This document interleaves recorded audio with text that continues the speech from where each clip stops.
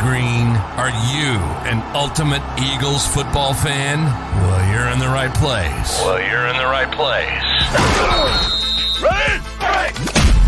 This is Birds 365, hosted by the new Mac and Mac, Jody McDonald and John McMullen. Here we go! Who collectively have covered and talked about more than 50 plus years of Eagles football. Kick off your day with Birds 365. You'll get debate. We love to argue. You'll get the real story from inside the locker room. And you'll hear from some of the great football minds from around the region. You're about to become an Eagles insider. Get in the game. Join Jody Mack and Johnny Mack and join the football community that flocks to Birds 365. Birds 365 starts right now. Welcome to the NFL. Let's go! Let's go! Go!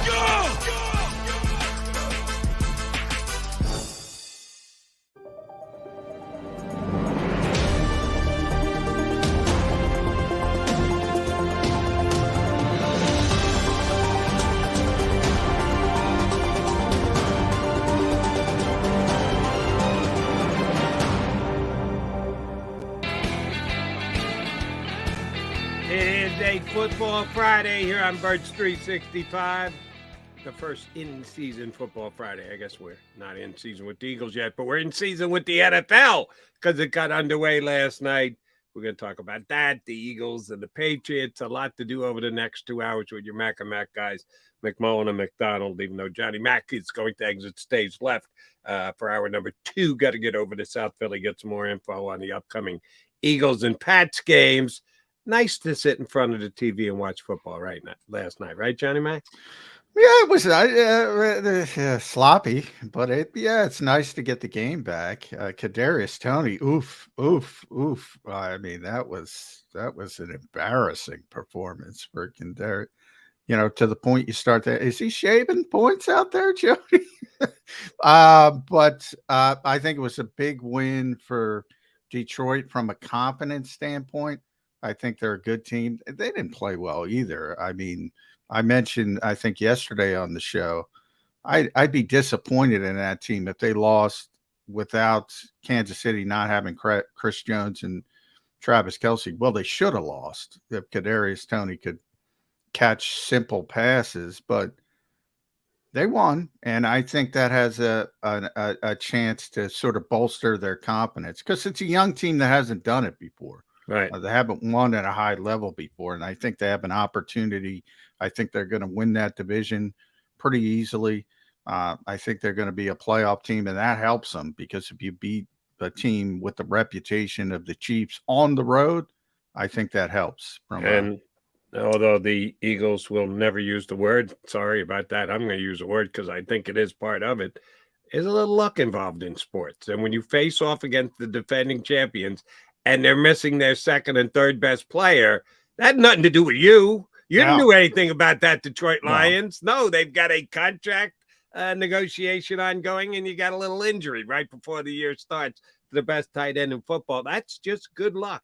And you have to cash in the chips on good luck when it is handed to you, and that's exactly what the Detroit Lions did. But yeah, Patrick Mahomes could sue for lack of support from last night's game. Tony was the worst, but he had other balls dropped. They were just dropping balls left and right. The receivers were terrible. Oh, man.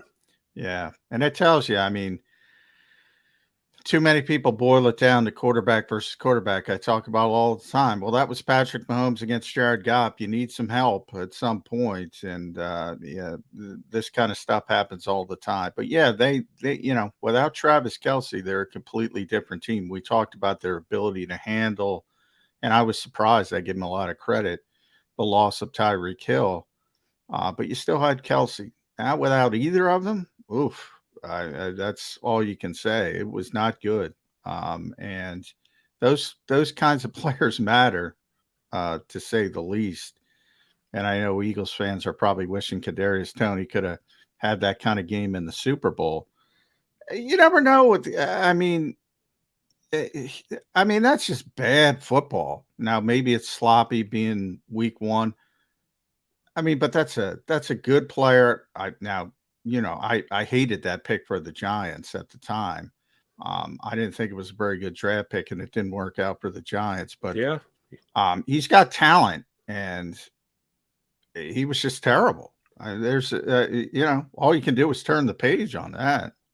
And if you really want to read REID into it, Andy Reid plays his guys in preseason. We from time to time question, is it the right way to do it, the way the Eagles do it, putting the guys in bubble wrap for preseason, only worried about joint practices, one of which they lost this year. So 3 full practice. That's it.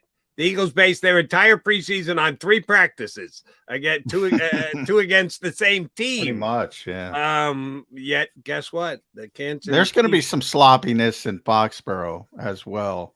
And we've already seen it with the Eagles. I'll go out on a limb and say not even Quez Watkins is going to drop 3 balls, one of which is going to be caused. Not like that. Not like that. That's, yeah. And Tony, you mentioned, yeah, they practice more than most. They still do, but he was banged up, so he didn't practice a lot specifically. So maybe that had something to do with it. But yeah, I mean, I don't expect anybody. Forget about Quez Watkins. You could go down to the practice squad and bring up Greg Ward's not going to drop it, but bring up anybody. They're not dropping 3 balls like that. I mean, and one turns into a pick 6. The last drop, he makes that catch. They're already in field goal range. They're probably going to win the game because they have a very good kicker. So yeah, I mean, he killed him. He killed him last night, and it's rare you can hang a loss on one specific player. You can feel pretty comfortable hanging that loss on Kadarius Toney. And oh, by the way, the one late was huge, but earlier in the game, this is one of the things I always harp on when it comes to evaluating players. You got to remember the exact situation if you're going to put a lot on one play. Patrick Mahomes threw a pick 6 last night. That wasn't on Patrick Mahomes. That was on Kadarius Toney. Goes right through his hands to a defensive back who takes it to the house 2 weeks from now, 4 weeks from now, a month and a half from now, 2 months. It's, Patrick Mahomes threw a pick 6 game 1. Yeah, he did, but he didn't. You're in my wheelhouse, man. Everybody's like, they look at the box score and they say, oh, Dak threw a pick 6. Watch the play. Right. Sometimes it's on the quarterback. Sometimes it's not. Certainly that was not on the quarterback. And it, on the other side, Brian Branch, a good young player, people say a month from now, oh, he had a pick 6. Well, it was a gift. It was a gift. Presented to him on a platter. Yeah. So yeah, I'm a huge context guy. I'd love to hear you say that.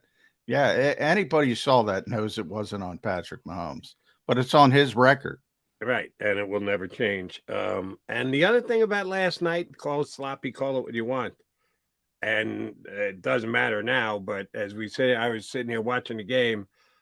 I woefully disagreed with both coaches late in that game going for it on 4th down. Yeah. What the hell was... You know what bothered me, Jody? Because I like Dave Phipp.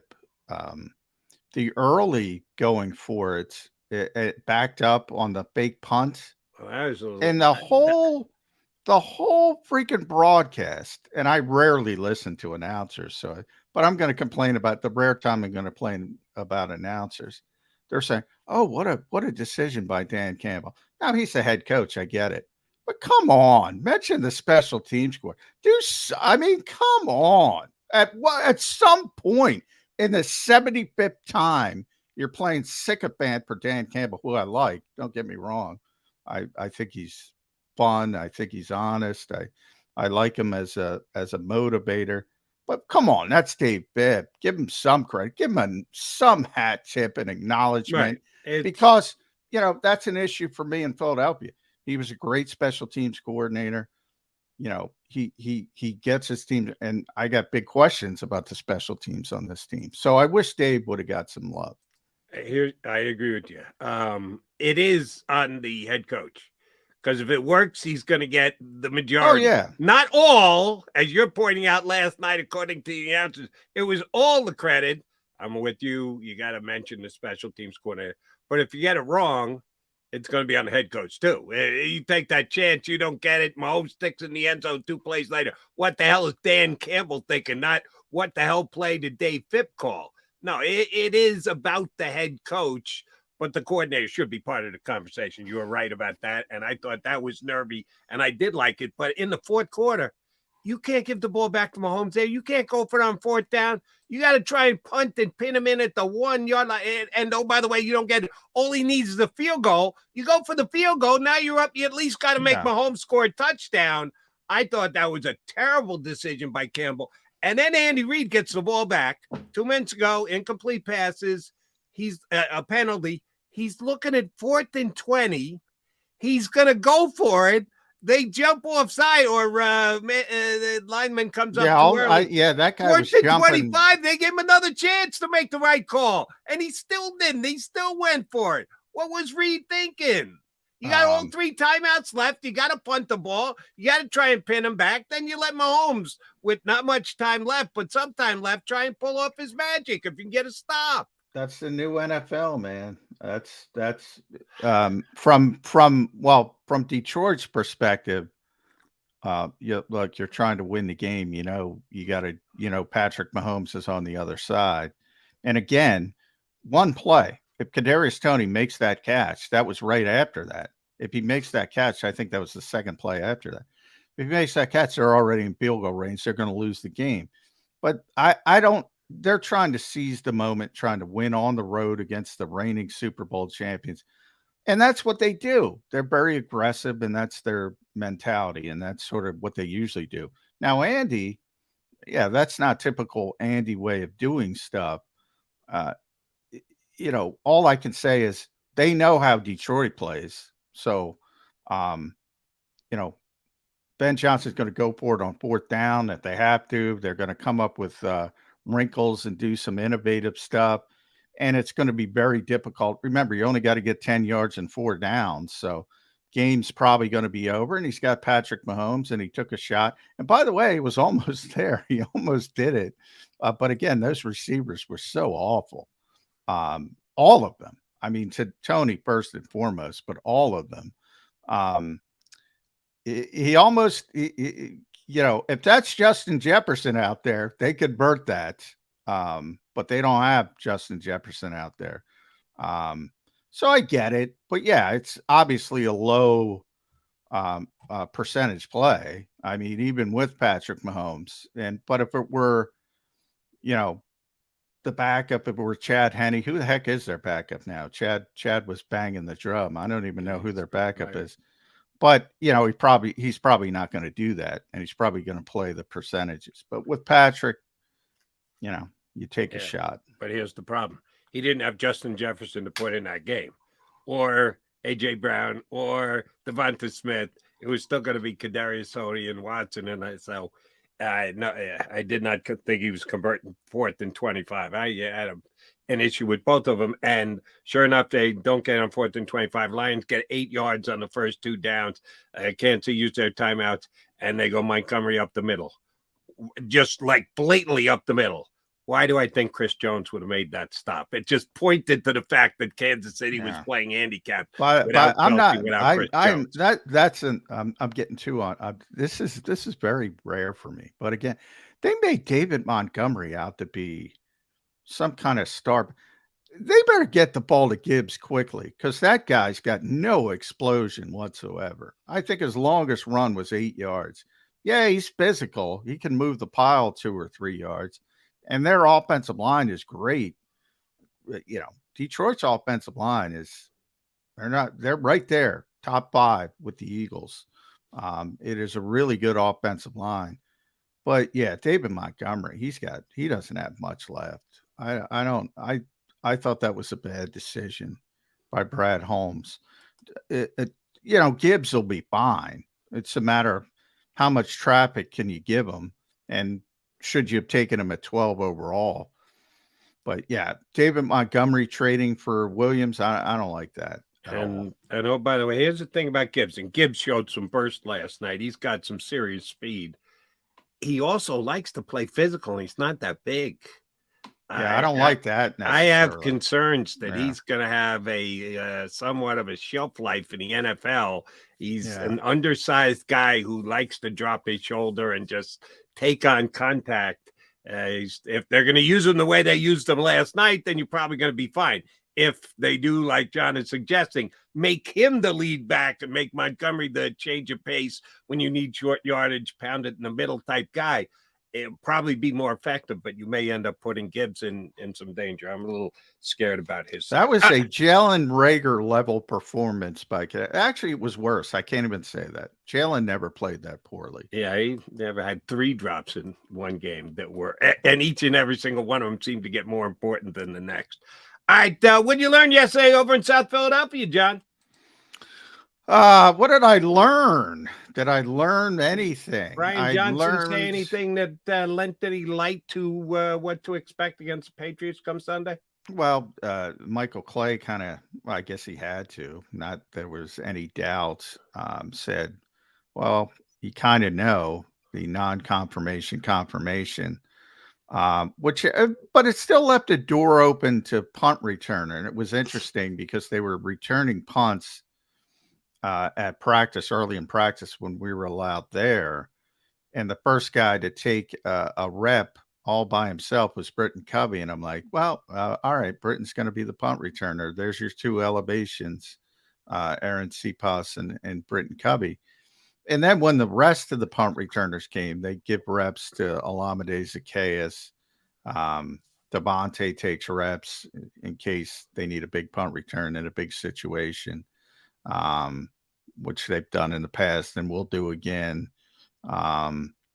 And who am I missing? Greg Ward was another practice squad guy, obviously taking reps. And Quez was taking some reps, which you don't want that happening. Quez punt returning? Really? Yeah. I do not know why this team he is not like I think you're too harsh on Quez as a receiver. I'm fine with Quez being the 3rd receiver on this team. Well, I don't want here's why, and I'm going to defend myself here. Here's why I'm hard on Quez.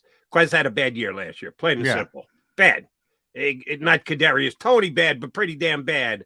And oh, by the way, when you call yourself elite, you better be damn well elite. Well, that was that he's ever elite. So I stand by my Quez shut up and play stance on the Eagles' 3rd wide receiver. Well, that was a dumb statement, but he also admitted he had a bad season. So you can look at it both ways. He also admitted he didn't play up to the standard that he, needs to. And then he called himself elite as he built himself back up in the offseason. That was in training camp.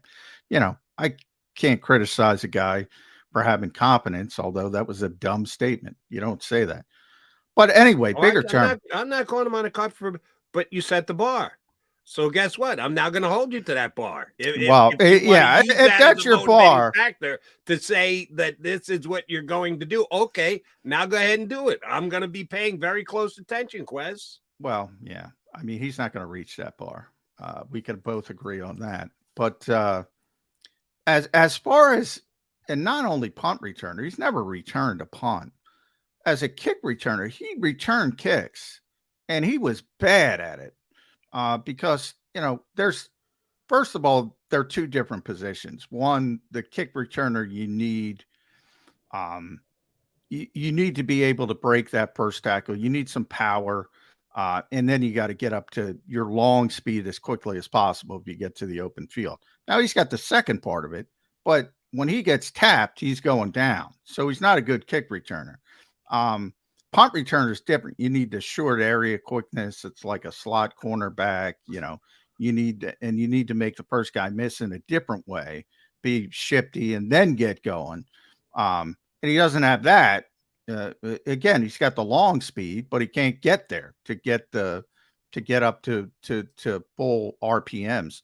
So I don't know why the Eagles keep, and they don't. I mean, he's not returning kicks anymore, and he's not going to return punts. But I don't even know why they're even wasting reps. But anyway, I digress. The larger point is when they all came together, Alameda was still taking the first team reps as the punt returner. He's on the roster. Britton isn't.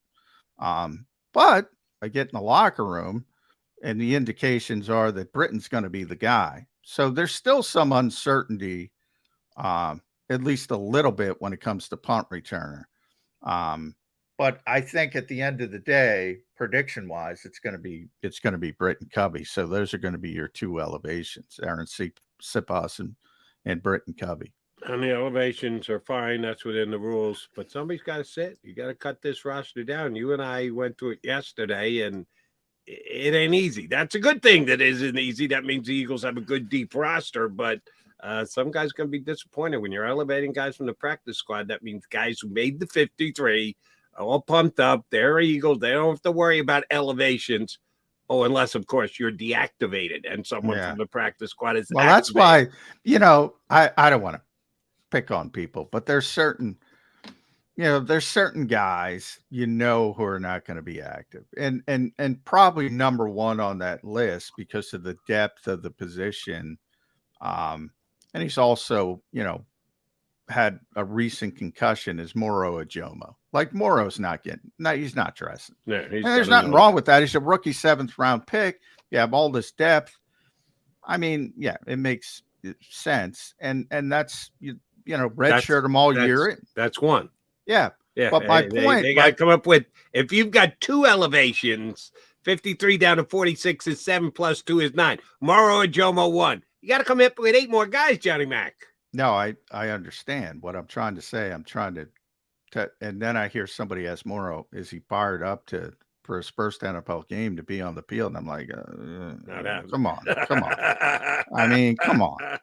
Some self-awareness. So that's all I was bringing up. Moro. Yeah, you got to make, they're not dressing 4 tight ends. We talked about it yesterday. I assume it's going to be Alberto not dressing because he just got here, but maybe they think he's that much better than Grant Calcaterra.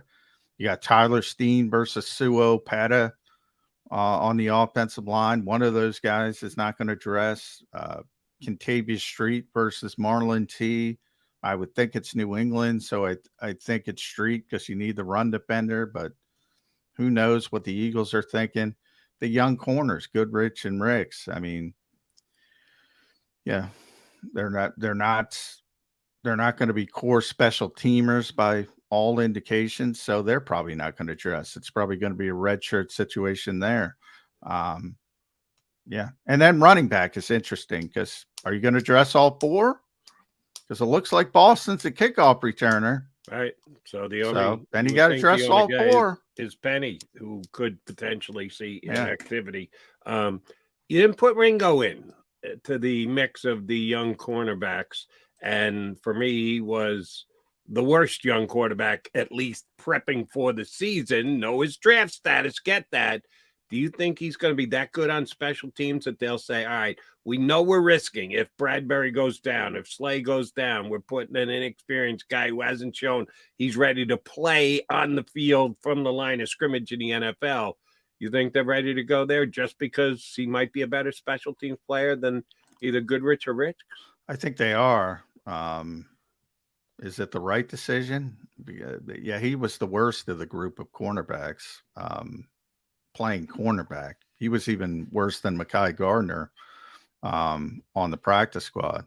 Like of that foursome, he was the worst playing corner. But he's got the highest. Obviously, he's not getting cut. He's got the pedigree. He's got the long-term ceiling. And they do think he's a better special teams player than Ricks and Goodrich. And yeah, Michael was talking about him. Now, Sidney Brown is going to be the other punt gunner opposite Josh Jobe. That's where I thought Ringo would fit in. Would you rather have a backup gunner or a backup corner? I'd rather have a backup corner. But then where you go? I mean, let's be honest. What do you mean, for gunner? No, I'm saying, would you on game day, would you ever rather have a backup gunner or a backup cornerback? I'd rather take my best backup cornerback. But I don't know if either of those guys are ready to play either. So, yeah, I would say Goodrich, if you force me, he's the most ready to play. He's the most ready to play. But is he ready to play? I can't say that definitively. How many snaps did he get from scrimmage last year? Goodrich? Yeah. 0. He was None. on the practice squad. He didn't. Was he elevated? Was he elevated for any games? I'd have to double check. I can double check in the break. I don't think so, though. Yeah. I don't think he was. So the only advantage he has is he was part of the team. Maybe not playing part of the team, but practicing part of the team. And that's the edge. And just from watching practice, he looks the most comfortable to play. But yeah, can he play at this level? I don't know. All right, John. This is a question I know you can't answer, so it's kind of an opinion question more than what you've observed type of question. Hassan Reddick is going to play on Sunday with a massive bandage/club on his hand because of the operation that he just had on his finger. You know, the defensive ends, guys who are in trying to get the quarterback in line, they're not going to be handling the football, so you can get away with playing with a massively bandaged hand, but you still got to be able to use your hands and trying to move off defenders and the like. Do we have any concerns that, not that he's going to re-injure himself, because they're going to bandage that thing up and put plaster on it. He's not going to get hurt using it maybe as a weapon in the game on Sunday. But do you think it has any effect on his play? I think it tells you that no matter how cute the defensive coordinator wants to try and get, I don't think they'll be dropping him back in coverage, which you do every once in a while to try and keep the other team. Curveball, every once in a while. And I'm okay with that. Then you get to hear people, oh, see, he's a linebacker. Because no, he's not a linebacker. He's an edge player. But every once in a while, he's going to drop back in coverage, okay? Not happening this week with that thing on his hand. Do you think that has any deterrent to his ability to play on Sunday? Well, not play. He's playing. I mean, is he playing effectively? Hand work is a big part of pass rushers. And the fact that he's not able to grab, and we got to see, what this thing looks like. Is it going to be a complete club? Then I think it affects you a little bit more, especially early. I remember Jason Pierre-Paul was a great pass rusher, had that club for a while, and he wasn't the same player until he kind of figured it out. And then he figured it out, and it got better and better and better. So I do think there's a chance, especially early, that it affects him somewhat. I don't think he's going to turn into a bad player, but I do think it affects his playing style until he kind of figures out what he can do and what he can't do. We shall see come Sunday against the Patriots. All right, he's McMullen. I'm McDonald. JM's going to run out of here in about a half an hour. Got to get over to South Philly for media responsibilities. But when we come back, the Mac and Mac guys are going to get on the record about this upcoming season. Spoiler alert, neither one of us is going to have the Eagles out of the playoffs. But will they be winning the division? Will they be advancing to the NFC Championship game? Who's going to be company when they get there? We'll give you seasonal predictions coming up next here on Birds 365.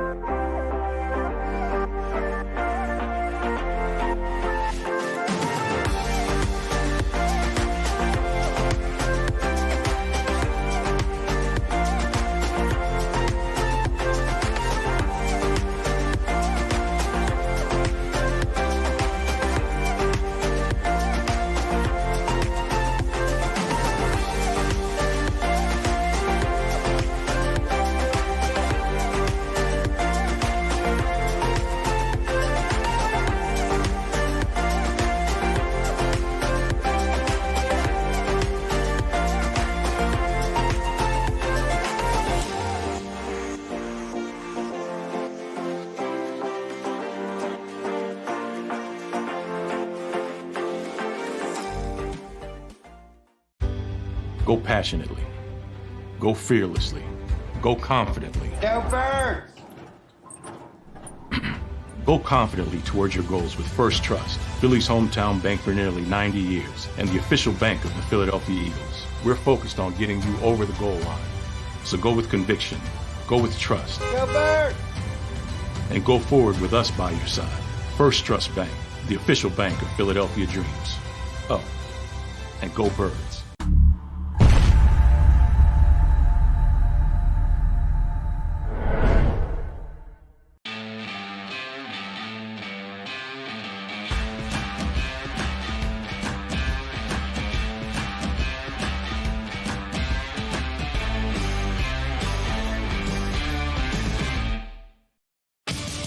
The greatest fans on earth. It's a bold statement, but would you expect anything less from Philadelphia? 58 years of heartache creates a toughness, a grit, a resolve not found in most.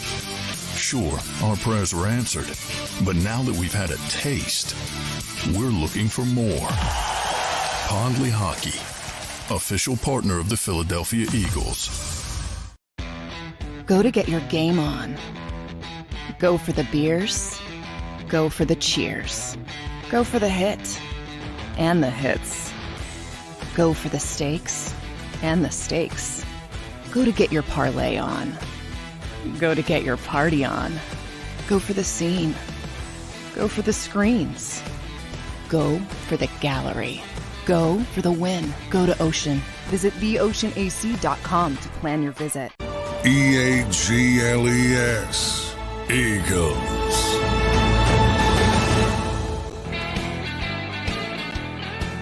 It is Birds 365 here on the JAKIB YouTube channel. Jordan Mack with John McMullen. Hey, if you want to do us a solid before the season starts, you got to do a lot to prep and get ready for a upcoming season. You guys too. Get used to hitting that like button. Everyone, just throw a little like. Hit that like button every once in a while. If you're going to be tuned here every morning, for some of you, most mornings for a lot of you, we're going to try and deliver the Eagle goods for you. So deliver us some goods. Hit the like button, like, share, and subscribe if you get the chance before the season gets underway. All right, Johnny Mac, let you and I get on the record for the upcoming season. Some preseason predictions, more Eagles noteworthy than anything else, but we should pick them all because, the Eagles are going to have to face somebody from the AFC if they're going to get to the Super Bowl. The team they got beat last night in their season opener, the Kansas City Chiefs and Andy Reid going down. All right, let's do AFC first, then we'll work our way over to the NFC. Give me your 4 divisional winners and your 3 playoff teams, wild card playoff teams in the AFC. I got a much better feeling about the AFC than the NFC. I really think I know all 7 teams in the AFC. A lot of good teams in the AFC. I'll start with our old friend down in Jacksonville because I think that is my most definitive division winner, is how I describe it. If there's any team that I'm going to guarantee wins their division, it's the Jacksonville Jaguars. So Doug Peterson back in the playoffs.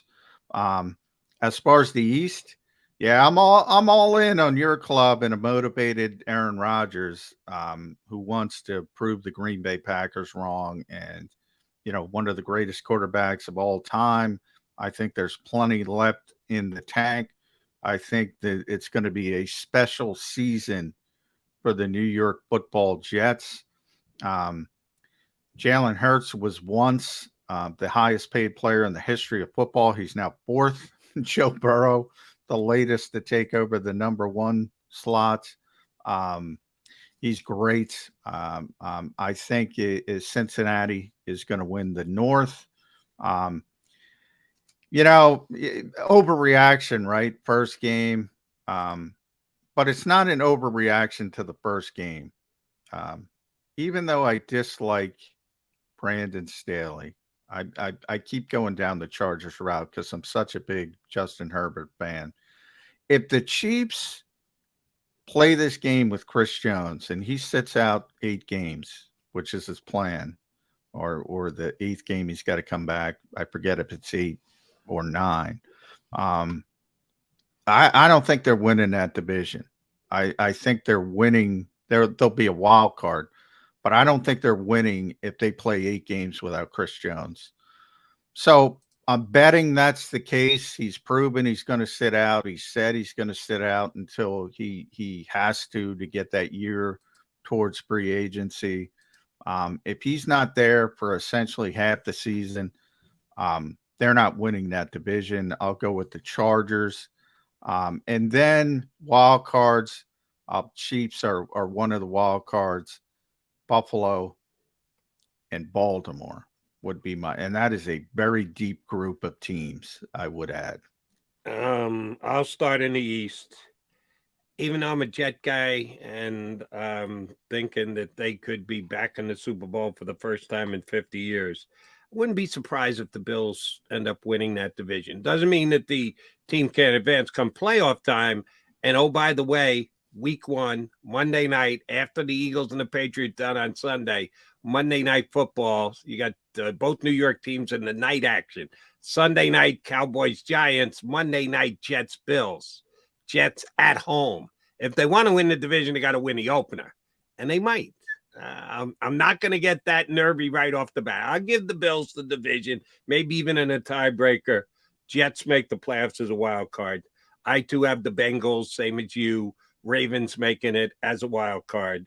Jags, easiest pick 'em of all to win the Central. I'm going to stick with the Chiefs. At some point, Chris Jones is going to come back. At some point, Travis Kelce, and probably next week, is going to come back. Not only don't I have the Chargers winning the that division, I don't have the Chargers making the playoffs. I don't have the Chargers finishing in second place. I think the Broncos under Sean Payton will jump up and finish second. Not good enough to make the playoffs, but I see a drop-off for the Chargers. I'm not a Staley guy, and yeah, I think Herbert is a little overrated. I don't think he's a top 5 quarterback in the league, so I'm going to pick the Chargers to be about a 500 team. I think they got 9 wins written all over them. That's not going to be enough. My last playoff team is going to be the Miami Dolphins. They'll be the final wild card team to get in. Jets, Dolphins, Ravens, your 3 wild cards. And the Dolphins could actually make it to the Super Bowl, much like the Eagles did last year. 2 years ago, making it just at the last. They get to rest their players in the last week. You know, I'm a Tua guy. I think any one of the 3 teams from the AFC East could actually end up in the Super Bowl. But I'm going to put Bills as the top team, even though the Jets will make it as a wild card. Who are the 2 teams who will be playing in the championship game in the AFC, Johnny Mac? It's going to be Joe Burrow's Bengals against Aaron Rodgers' Jets. And I just spoke up about Aaron Rodgers, and I think he's going to have a special season. But I am picking the Bengals to win the AFC championship game. So I think that's where it ends. And that's very good for the Jets, as you can attest, Jody. But I don't think they're going to make it over the hump. I think it's Cincinnati's year. I think they've learned from that. Sometimes you got to go through it. You got to get to the doorstep and things happen. They've already been to the Super Bowl once, but yeah, I think this is Cincinnati's year. So I'm also foreshadowing my ultimate results. Okay. And I'm going with the Kansas City Chiefs. You want to talk about a safe bet? Chiefs being in the conference championship game. They've only done it 5 straight years. Why not make it 6? Despite last night's loss, Travis Kelce's going to be back. They'll eventually get the Jones thing done. Maybe they even get it done this week because Bosa got signed. They better get it done. Oof. Bosa got done yesterday. Burrow got done before the season. We'll see if the Chiefs can get it done before next week's game. They got an extra 2 days to do it since they played on Thursday night coming off a loss. That probably did not hurt Chris Jones's chances of the fact that they lost the game last night. So I'm going to say Kansas City against the New York Jets. And we've already seen Kansas City lose a game at home, and it might not even be home. It might be at MetLife Stadium. You know, JetLife Stadium. JetLife, according to Aaron Rodgers. So I got the Jets in from the AFC. NFC, I'm more up in the air. I really do like my 7 teams. I think my 7 teams, you're higher on the Chargers than I am. I have them out. You have them winning the division. But I like my 7 teams. I'll be honest with you, John, I'm kind of up in the air about the NFC. I got 3 teams that I really like coming into the season. Eagles, Niners, Seahawks. The Lions may benefit from a little luck last night, so I got to put them on top of their division, but I don't think they're going anywhere near a Super Bowl. So I'm on the fly making this up as I'm going with my NFC teams. All right, give me your 4 NFC divisional winners and your 3 wildcard squads. I'm pretty confident of the NFC playoff teams, except for the last one, and I'm going to go a surprise with that. But as far as I do think the Eagles will win the East, but it'll be very close with the Dallas Cowboys, who will be a wild card team. You're probably talking 12 wins for one, 11 for the other. So, one game could tilt it the other way. I think it's that close, but I am going to default to the Eagles. Cowboys being a wild card team. I think you saw the Lions, not that they're great, because I don't think they played that well. I was a little disappointed, to be honest, on how they played. I thought that game was handed to them, and it was a little bit too difficult. But I don't like anybody else in that division. And Minnesota's taken a large step back. And boy, maybe it's because I've been burned, Jody, but I joked, well, when Brett Favre left Green Bay, they're screwed. They got better at quarterback. They're not going to get better at quarterback this time, but I think Jordan Love is better than people think. I think he's learned. I think it's, he's comfortable. This is my surprise. They're going to be a wild card team. So Really? Lions and Packers are coming out of the North. I got the Saints winning the South because I got to pick somebody. And I think they have the best defense, although Tampa Bay's is very good as well. But I can't pick Baker Mayfield to make the playoffs. 49ers will win the West, and I think the Seahawks are pretty clear wild card team. So my one surprise would be the Packers as a wild card team. Yeah, well, you and I are very similar. Eagles are going to win the East. I think they'll win it by a minimum of a game.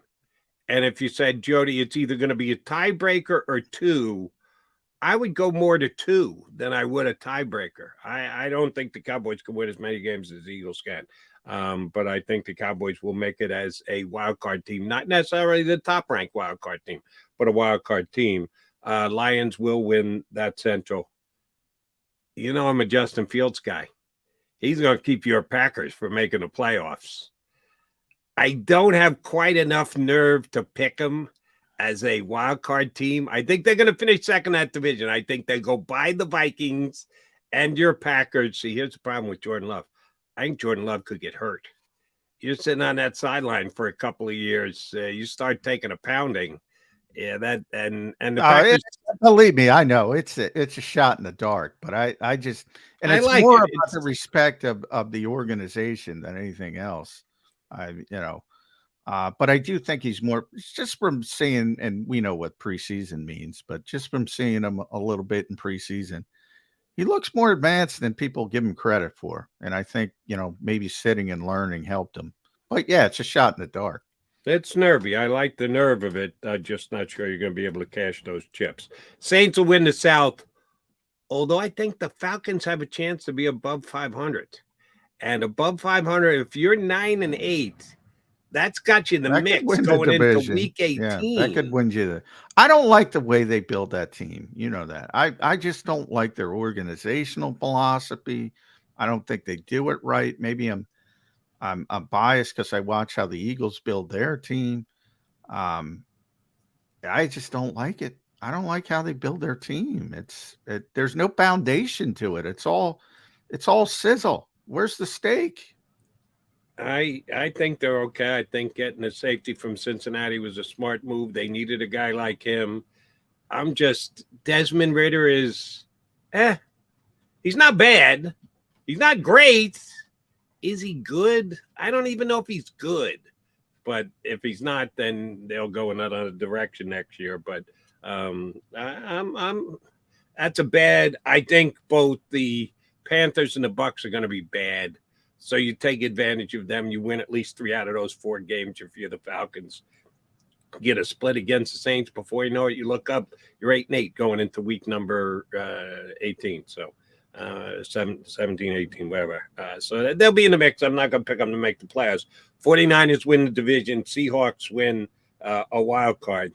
So it comes down to, as you said, you got the Packers as your last team in. This is about as boring as it gets. You wanna say, yeah, real creative here, Jody. I think Giants are gonna get a wild card. And that means the exact same 7 teams that made the playoffs in the NFC last year are going to be the exact same 7 teams. No, because you didn't pick the Vikings. So, that's true. Yeah. I got the Lions beating the Vikings and the Saints replacing the Bucks. Yeah. So it's not the No, 7 same teams. Yeah. Then I feel much better about my picks. I thought I was just stone cold boring. I do have 2 new divisional champions. Although I think most people in the world are picking the Lions and the Saints to win that division, and I'm getting in that line too. That's the 2 teams. And I've been saying this all off season, John. It's the Eagles, it's the 49ers, and then comes the drop-off. Believe that all along. I think Seattle's number 3, not Dallas. But I think the big drop-off is between 1 and 2, so why would I pick anybody be in the championship game other than the 49ers and the Eagles? And that's what makes that game in early December so huge. The team that wins that game will be hosting the NFC Championship game. Yeah. If the Eagles beat the Niners here first weekend in December, once again, same exact matchup, NFC Championship game, Eagles 49ers. I don't necessarily disagree that much with your thought process, and it comes down to who's going to have home field, because I actually also have the Eagles and the 49ers. And I got to tell you, Jody, it might just be because it's hard to do it back to back, because I think the Eagles are a better team. I think they have a much better quarterback, but I'm picking the 49ers. And I picked them to start last season. So I'm probably going down the wrong routes. Something's going to happen. Last year they had some bad luck. Maybe the Eagles have some bad luck. We're throwing that word around that nobody likes, but it's true. It's so difficult. I think the Eagles will be on the cusp. Maybe it's a revenge game for the 49ers. I can't imagine them coming here and winning, though. So they got to figure out a way how to get that number 1 seed. And maybe it's winning, even if they lose here, maybe it's winning more and being able to do it in a different way. But I have a very difficult time going back to back with anybody that doesn't have Tom Brady. So I'm picking the 49ers. All right, so you got 49ers Bengals in the Super Bowl. I'm all green, Eagles and Jets in the Super Bowl. And the one thing I will say about you, there's going to be, if John McMullen is right and the 49ers are in the Super Bowl, I don't think this is going to be a why am I just zotzing out on the Baltimore quarterback who went to the defense, who was an announcer on ESPN forever after his life, who's not doing it anymore. Trent Dilfer. This will not be a Trent Dilfer-led 49ers team going to the Super Bowl. Brock Purdy's going to have a big hand in on the 49ers going to the Super Bowl. And a lot of Brock Purdy haters here in town that if he goes to the Super Bowl, they're going to have some splaining to do because, I like Purdy. I just think the Eagles are a better team. And I think that the NFC Championship game here could be a really fun game with Hurts and Purdy going up and down the field, and both of those teams scoring a bunch of points. Could be a great NFC Championship game. But you're not going down the road that the 49ers will make the Super Bowl despite Brock Purdy, are you? No, I'm not going down that road. I seriously debated the Cowboys and the 49ers in the championship game because it could go, in a different, as I said, I think the Eagles and Cowboys are going to be right next to each other the whole season. It's not even about it for me. It's about the odds, really. I'm playing the odds. I'm more worried about the back-to-back and the human nature aspect. I agree on paper the Eagles have the best team in the NFC, so they should be back. on paper, but we all know this game isn't played on paper. So I'm kind of playing the human nature odds, for a lack of a better phraseology. But the Eagles certainly have a chance. But I got to pick somebody, so I'm picking the 49ers. Yeah, and so you think the Cowboys will be even with the tiebreaker, that the division will come down with a tiebreaker? Well, I think it's a 12-win team versus an 11-win team. So ultimately, if you can find, it might be an injury. If you can find a way to get that extra game, I think they're going to be that close in the standings. I think, something can shift it for either team. Because I think more of the Cowboys than you do. I think did Rob pick him to win the Super Bowl? Oh yeah, he's got him going to the Super Bowl. I don't know if in case you're wondering, right? It was Rob Marty who was here with us yesterday. Yeah, Rob Marty, my buddy. I think the Cowboys are a good team. I think they're a good team, and I think, look, you know the issues with the Cowboys. The owner's going to get in the way. He's already in the way. He's not asking people about Trey Lance. He's trading for a backup quarterback. He's not using people as a sounding board. There's a lot of issues with the Cowboys, but talent is not one of them. They're a really talented team, easily top 5 in the league.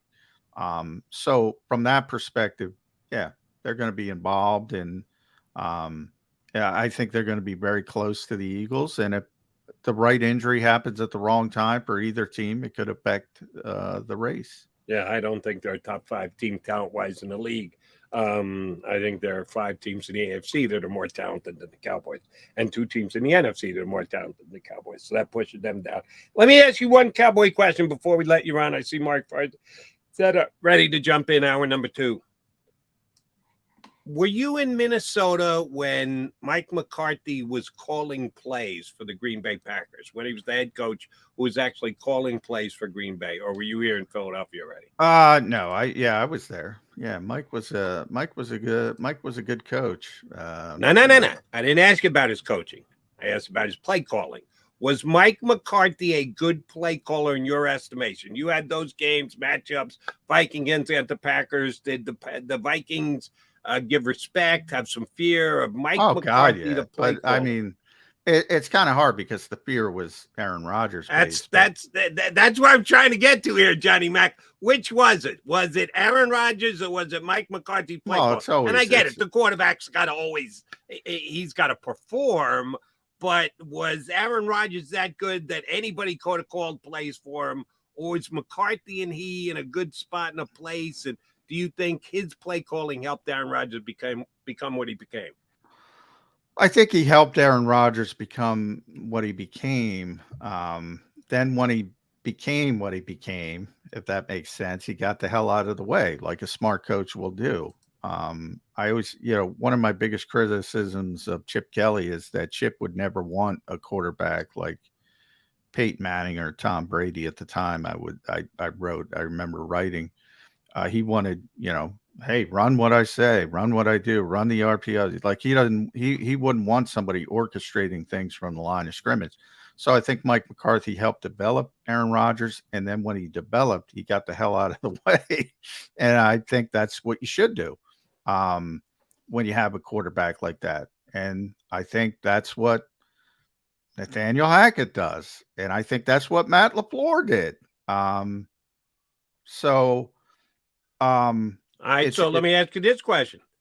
What does he do with Dak? Dak's not Aaron Rodgers. Dak's not young, learning Aaron Rodgers. He isn't, oh, my God, look how good Aaron Rodgers is. Let me take a step back. What does he do calling plays for Dak this year? Well, I think they have talent, similar to we talk about it here with Brian Johnson versus Shane Steichen. I think Brian's going to be fine because the Eagles have so much talent on offense. Now, you're going to it's hard. I'm very aware, and I say this all the time, and I said yesterday on the show, we do not judge play calls. We judge play results. Sure. I'm very cognizant because I've talked about it a lot with Doug Peterson. I'm very cognizant of understanding. I don't know what the design of the play is. I don't know who made the mistake. Now, I have the luxury of going back and asking these guys about it, and Doug's very honest. Sometimes I had a great play call on, and Somebody blew a block. Nobody knows it. You never get in the play. It looks like a disaster. And sometimes he said, I got a shit play call on, and one of the guys picks me up. I mean, and the result of the play defines, oh, what a great play call by that. Might be a shitty play call, and vice versa. So I'm very cognizant of that. But when there's a quarterback like Rodgers and Manning and Brady, get out of the way. If you don't, you're bad. That's all I can say. So here's we can went full circle.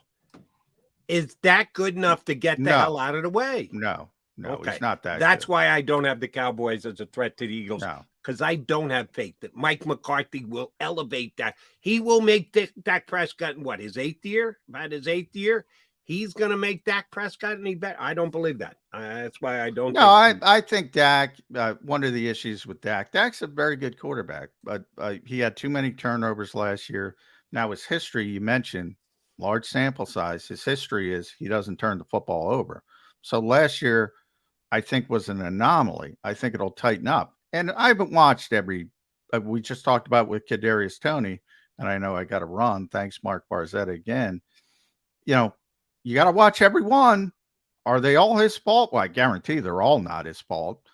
How many are his fault? How many are on him? How many are poor decisions, poor throws? You got to look at all that kind of stuff. But his history tells me he's not the guy who turns the football over a lot. So I don't think that's going to continue. We shall see. And oh, by the way, the whole we judge results thing.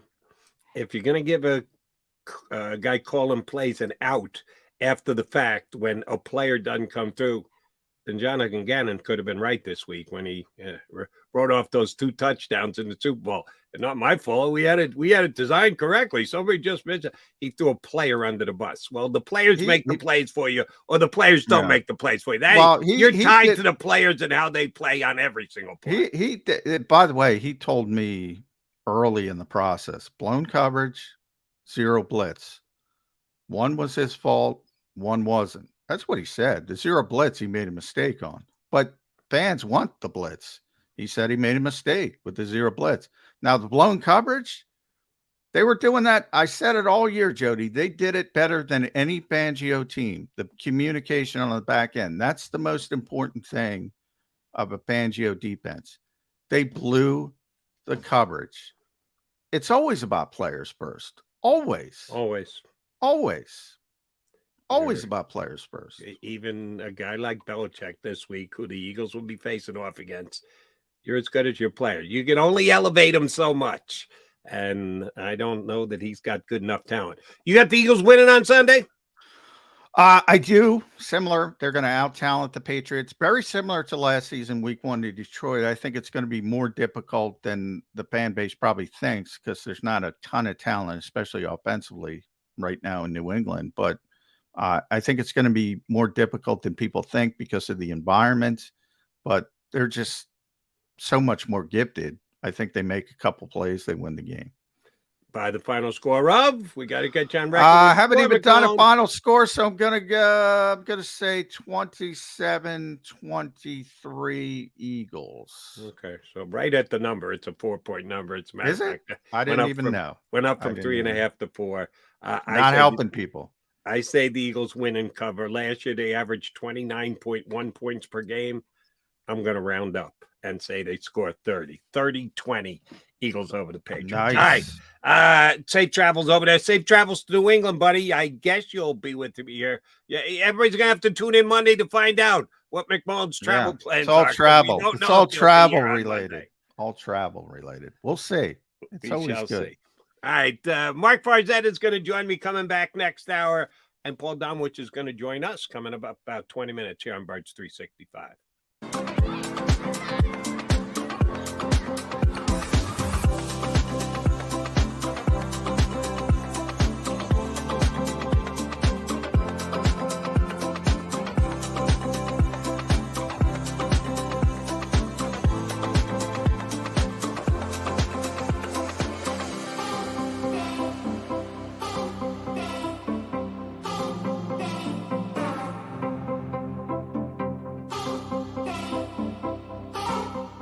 If you own a company and you're not producing a podcast, you're missing out. The public consumes messaging when they're ready. Join the professional podcast network of companies and let JAKIB Media Partners put you in the podcast arena. Come to our professional studio, or we'll come to your place of business and professionally produce your company podcast. Call JAKIB Media right now at 267-261-3428. 267-261-3428. Heading down the shore, have a ball once more. Here, imaginations run wild and time stands still.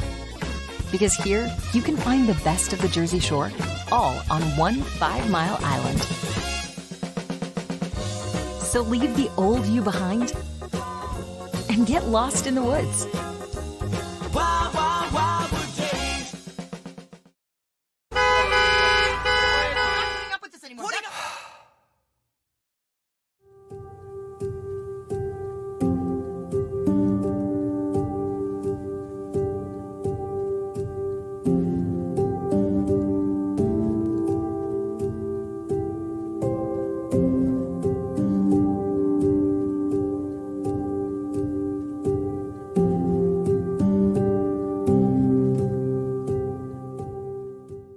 Score and save in southeastern PA and Delaware with Colony Pools this football season, and let the experts close your pool with a custom Merlin safety cover in green for the birds. And if you join our Winter Watch team, we'll give you another 20% off, and Colony Pools will handle it all. Keep your tiles on your pool, not in your pool. Fly with Colony right now, birds fans. Visit flywithcolony.com.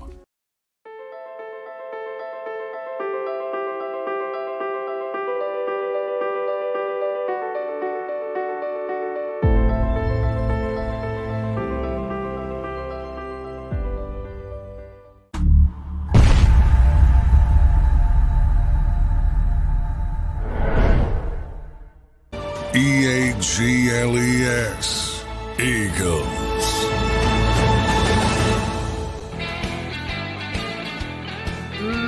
Mac and Mac is the usual pairing. You got to put up with Mac and Mark for the next hour here.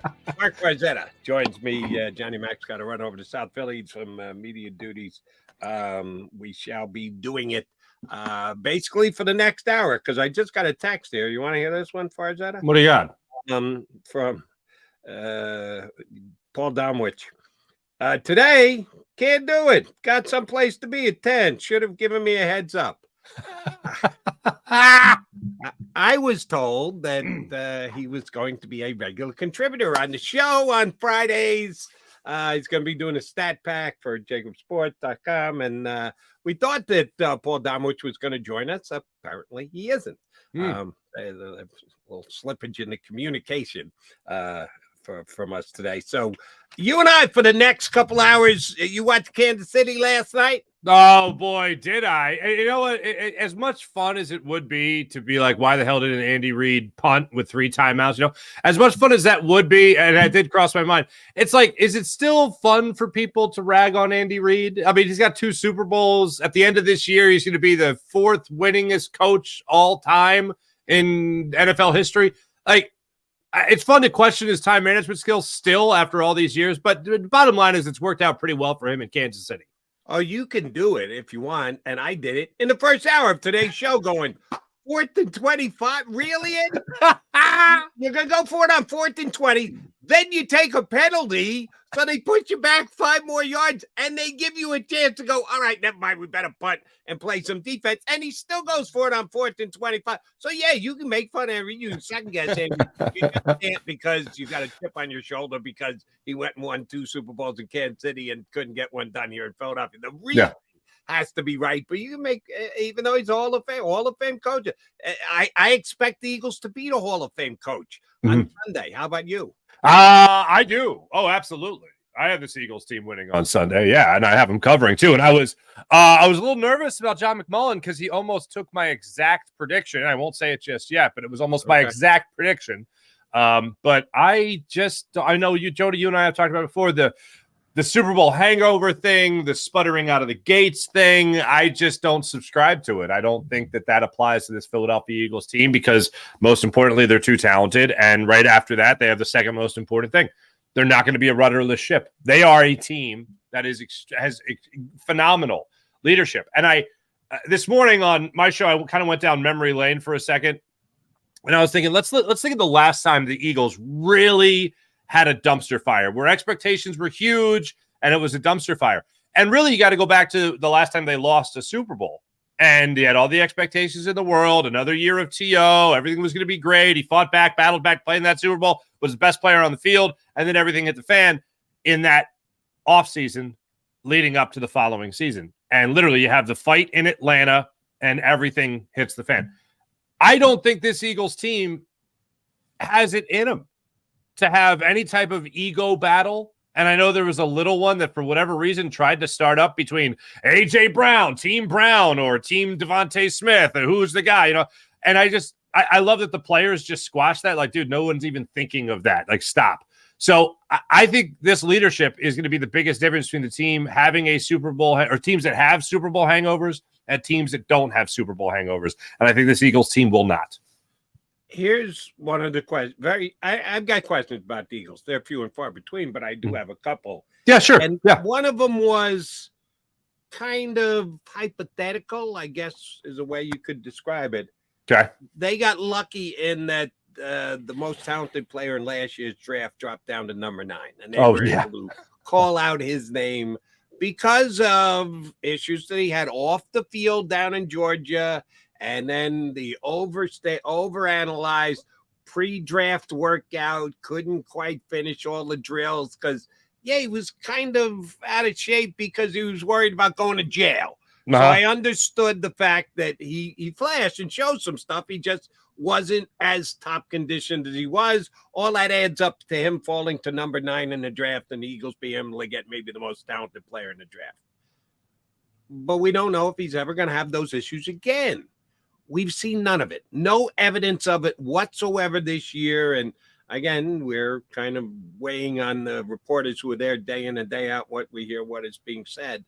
It seems like he has bought in, that he has enjoyed the work that he's had with his ex-teammates from Georgia, but also the veteran guys like BG and Fletcher Cox.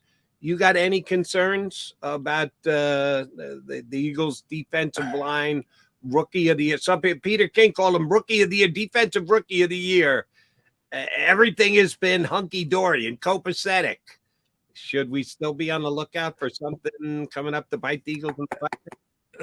Other than I've been around this stuff long enough to know that nothing can surprise you anymore. Nothing can surprise me with any young player, any veteran player. Nothing surprises me. But I don't consider myself on the lookout for something. I'm not, shoe's going to drop with Jalen Carter. He's going to do something stupid. I don't have that in my head going around in circles. I don't have that on spin cycle in my head. And the main reason is because it's not so much what I've heard from Jalen Carter himself. It's what I've heard from everybody around him. And there's a couple of things that I know a lot of people like to dismiss as, well, what are they going to say? You know what I mean? But when players and teammates really start gushing over a teammate, it goes beyond the check box of say nice thing. Like, oh yeah, he's great worker, great kid, doing a lot of great things. When they say that, I'm like, okay, fine. What are they going to say?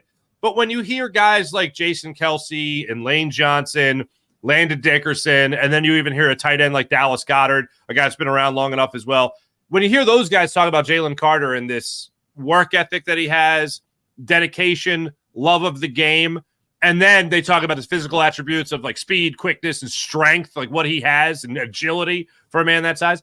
That's where I start to go, yeah, this kid is all about football. And he threw up, though, the Hail Mary to Howie Roseman on draft night and said, look, I want to be an Eagle. I want to be here, and I want to work my ass off for you. And that apparently went a long way with the Eagles in the front office and said, okay, I guess we could take a flyer on this guy. But the Eagles know they could fall back on the guys that they're going to have around them. And hearing the veterans, and Fletcher Cox being another one, hearing the veterans gush about not only this guy's athletic ability, but his focus and dedication to the sport makes me feel better than anything I have seen. Because, look, we've seen guys at college do great in college, and then they come to the pros and they're nothing. But a guy like Jalen Carter, I got confidence is A, not going to be a problem, and B, going to be a phenomenal talent for many years in the middle of that line of scrimmage for the Eagles. Yeah, see, I'm going to judge his talent because I saw it firsthand at Georgia, and I think he's got a chance to be a superstar defensive tackle in this league. What do you expect the defensive mates to say? Yeah, he's really good, but he's a douche. Second day in a row, I got douche. You really had to. Yeah. It wasn't too hard. 12 minutes into the hour. No. Of course, that's what they're going to say. Of course, that's what Fletcher Cox is going to say. Of course, that's what Brandon Graham's going to say. No. Give me the guy that now a coordinator. He's called a coordinator on the carpet before. Give me the guy that Fletcher Cox or Brandon Graham is called on the carpet, a teammate during their decade plus years here in Philadelphia. Jody, that's exactly what I'm talking about.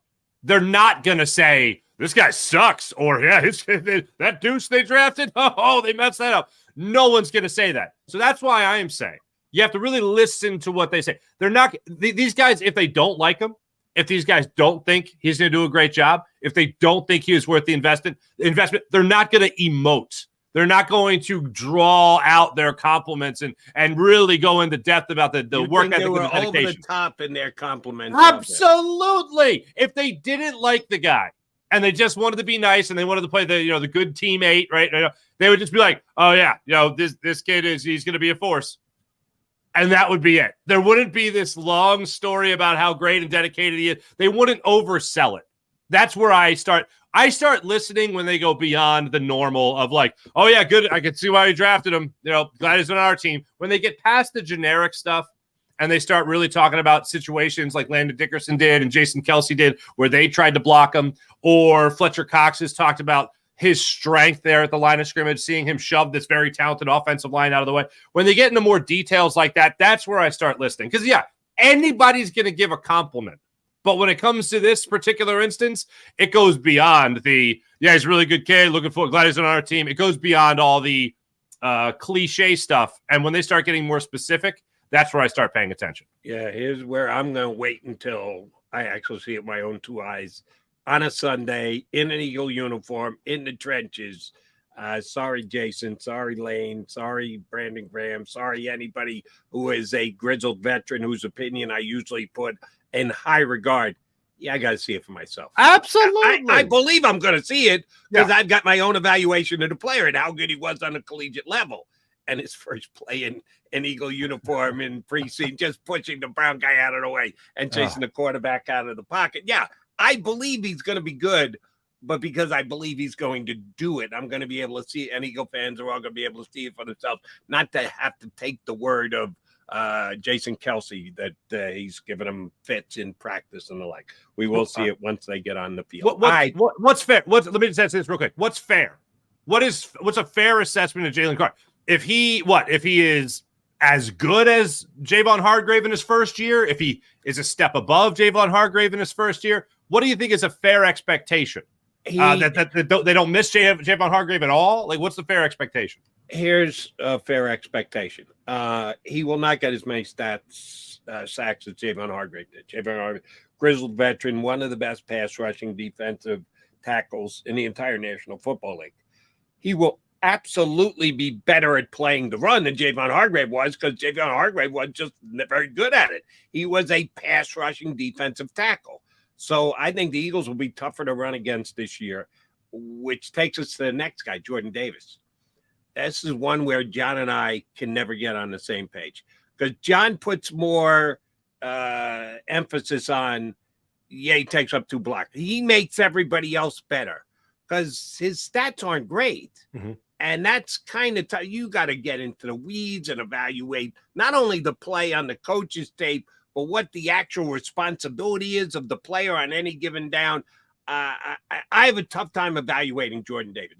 John thinks he's great because he always gets 2 blockers on him. I'm not sure that I can go with that.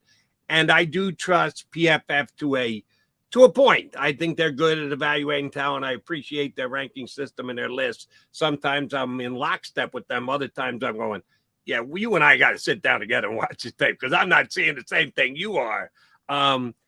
Between the 2 big Georgia guys, I think the Eagles are going to be a much tougher team to run on defensively. And I'll have to defer to those who actually do that for a living, breaking down and evaluating film, which one is the bigger reason why Jordan Davis or Jalen Carter.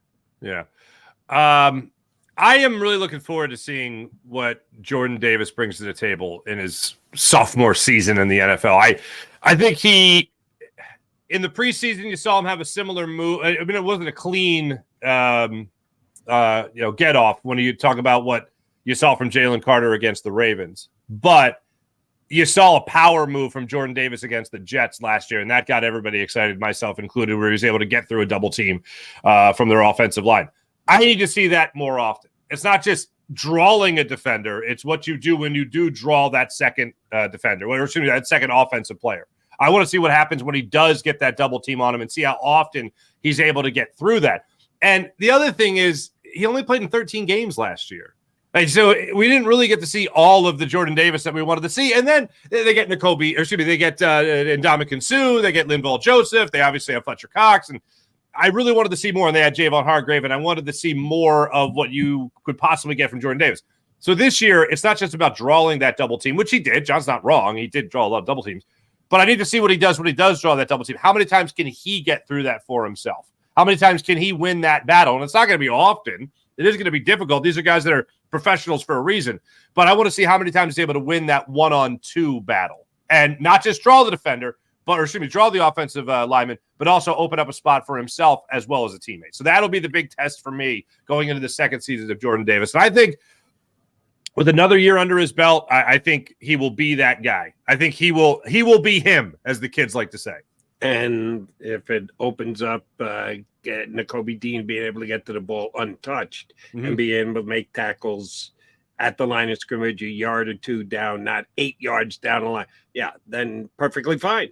Jordan Davis can do his job to 100% ability and have no tackle whatsoever. It can happen, and we'll find out if it does for them this year. All right, that's the defensive side of the ball. Well, we still have questions, Mark.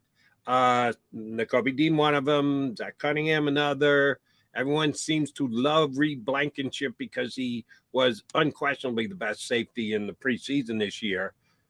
But we're not all that far removed from him being an undrafted free agent who the Eagles gave a $5,000 sign. We talk about it all the time. And I don't know that you and I have talked about it. It annoys the snot out of me. I get it that there is a relevance to it, but people overstate it, that you are continually judged by where you were acquired in the National Football League, that you are, if you're a first-round draft, he's got a resume, he's got a pedigree. Pedigree, thank you for the word. And if you're going to look at pedigree, Reed Blankenship pedigree is like a dog found on the street and taken to the pound, and you took him home because you felt bad for him. Out of sympathy, you took him from the – but he has outperformed that, and he is the Eagles' only unquestioned starting safety. Reed Blankenship got another huge step in him here in year number 2. Oh, I think so. I mean, I remember you and you and John asking me, Jody, months ago, most underrated player. Like, who's the most underrated guy? Who's the guy we're not talking about? I said Reed Blankenship. I mean, he impressed the hell out of me. Look, I love the thing that Tom Brady says. I know we're going to talk about him because it's Patriots week and all that stuff, and it's going to be Tom Brady day. But I love that special they did years ago with Peyton Manning and Tom Brady. And Tom Brady, I forget the exact number that he was, but it was a 6th-round pick. And he goes, I was picked number whatever. And no matter you're number 1, you're Mr. Irrelevant. When you get a chance to be on that football field, you don't blow that opportunity. And that, to me, shows a greater currency of that player's mindset than anything. And Reed Blankenship, as we all know, 5-year starter in college, comes out, gets an opportunity to try to make the squad in the preseason. They put the pads on, then all of a sudden he really starts jumping out. Who would have known? A football player with pads on can hit people and does a good job of it. It can really show his true colors. Go figure. But really solidifies his spot on the roster in that 3rd preseason game, playing great. And then he gets an opportunity to play on the field. And who did he get an opportunity to play on the field with? That Aaron Rodgers character. And what did he do? He got him in his book already in his first game against him, intercepted a pass. Then you saw him come up throughout the season. What really sticks out to me about Reed Blankenship is the 2 times he was in against the Giants, he made 2 big hits on Saquon Barkley in both those games. So it shows you right out of the gate. The guy, first off, we already knew he wasn't afraid to make a hit. You knew that going into the game. But then it wasn't going to be this kind of thing that we all talk about with Sidney Brown, where is he overly aggressive? Does he put his head down? Does he not see what he's hitting? Or does he have a correct angle on the football? Can he make a good form tackle? And can he also just flat out throw a shoulder into a guy to knock him off his feet?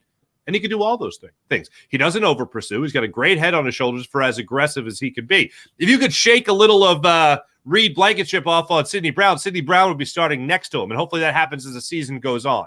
But I got a lot of confidence in Sidney Brown. I got a lot of confidence in Reed Blankenship for what he will be able to do in this next season. But you're right. As far as going from an undrafted guy to all of a sudden, don't even bother suiting up in the next preseason, I do find that interesting. But I think that this Eagles team has done a good job of evaluating him. And I think that they know what this guy could bring to the table. So I'm excited to see what you're going to get in year 2 of Reed Blankenship. And it will be one of the things we will judge Sean Desai on. And I might be a little bit more bullish on the guy than some people.